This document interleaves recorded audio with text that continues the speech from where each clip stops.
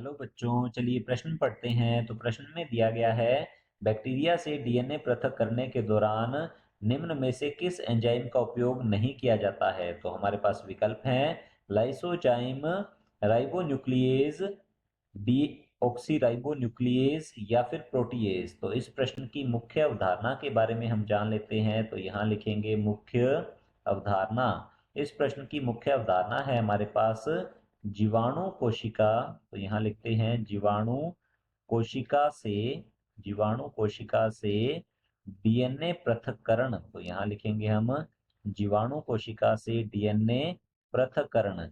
तो जीवाणु कोशिका से डीएनए का पृथक्करण किस प्रकार से किया जाता है, ये हम जान लेते हैं। तो सबसे पहले जीवाणु कोशिका जो है, इसके ऊपर कोशिका भित्ति पाई जाती है। तो कोशिका भित्ति जो है, इसे पाचित करने के लिए, तो यहाँ लिखेंगे कोशिका भित्ति का पाचन किया जाता है। और कोशिका भित्ति के पाचन के लिए एंजाइम का उपयोग किया जाता है। वह एंजाइम है हमारे पास यहाँ पर लाइसोजाइम। तो यहाँ हम लिखते हैं ये होता है लाइसोजाइम। लाइसोजाइम का उपयोग करके हम जीवाणु कोशिका भित्ति का पाचन कर सकते हैं। इसके बाद यहाँ पर उपयोग किया जाता है, उसकी झिल्ली को पाचित किया जाता है। और कोशिका झिल्ली को पाचित करने के लिए, तो यहाँ लिखेंगे कोशिका झिल्ली के पाचन के लिए उपयोग किया जाता है लाइपेज का, क्योंकि इसकी जो कोशिका झिल्ली होती है वह लिपिड की बनी होती है। और यदि देखें तो इसके अंदर प्रोटीन भी पाया जाता है। तो प्रोटीन के पाचन के लिए उपयोग किया जाता है एंजाइम प्रोटीएज। इसके अलावा यदि देखा जाए तो आरएनए का भी पाचन किया जाता है, क्योंकि हमें डीएनए का पृथक्करण करना है। केवल डीएनए को छोड़कर अन्य सभी जितने भी घटक हैं उनका पाचन कर दिया जाता है। तो आरएनए के पाचन के लिए यहाँ पर एंजाइम जो है यह उपयोग किया जाता है राइबोन्यूक्लियेज। तो यहाँ लिखते हैं इन सभी एंजाइम का उपयोग किया जाता है।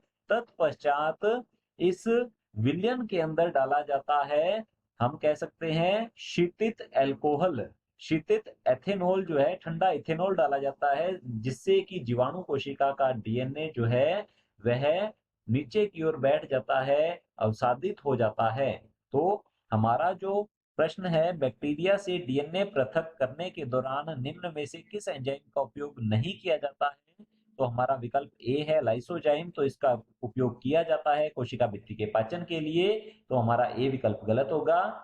बी विकल्प है राइबोन्यूक्लियेज। तो हमारा बी विकल्प भी गलत होता है, क्योंकि इसका उपयोग भी आरएनए के पाचन के लिए किया जाता है।